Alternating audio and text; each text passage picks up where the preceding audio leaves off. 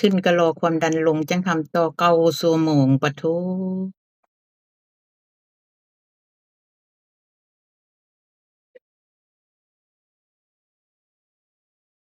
อืมแล้ว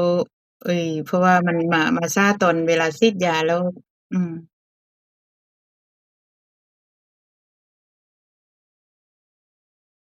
อืมเออพอฉีดแล้วมันเขาเอิ้นหยังก็ความดันมันขึ้นไงก็ต้องรอให้ความดันลงเขาจังต่อเขาสิวัดหัวใจเขาสิเอ่อไอ้วัดความดันตลอดให้น้ำเกลือให้ยาฆ่าเชื้อนำตลอดอืม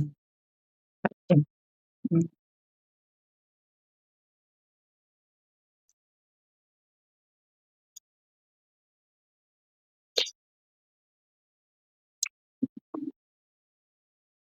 อืมอันนี้มันตึงเวลาเคี้ยวยังหั่นอยู่อันนั้นเพราะมันก็บวมมันน่ะมันก็บวม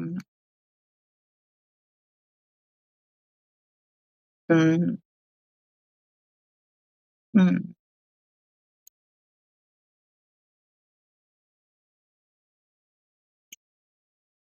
อืมชีวิตใจกับตัวเองโอ้ใจกล้ามากอื้อฮือสุดยอดมากสุดยอด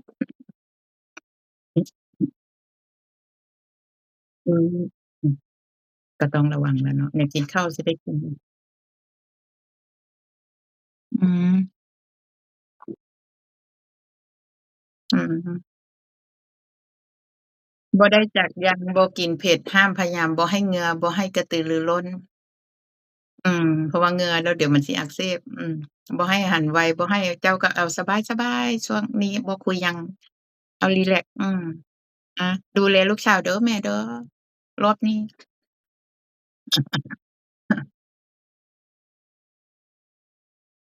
บ่ให้ลูกสาวความบ่ให้ลูกสาวความดันขึ้นอืมแต่ว่าสภาพไปถึงปั๊บวันพุธต้องลงมาธนาคารนี่เหรอ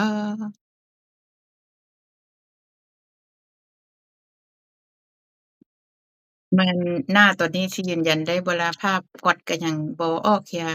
แต่ก็ต้องไปโอนเงินให้หลานก่อนขั้นแรกลงมาโอนเงินให้หลานลงมากับไอ้น้ำขั้นแรกก่อนถ้าไอ้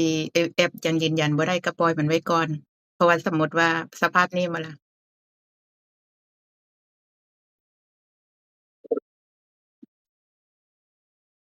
อ้าวเข้าธนาคารเอาสมุดโอนสมุดในธนาคารแบบโบราณแต่ก่อนที่บ่มีนั่นล่ะโอนได้หลายโลดทีเดียวโอนแบบแต่ก่อนนะเนี่ยอือฮึ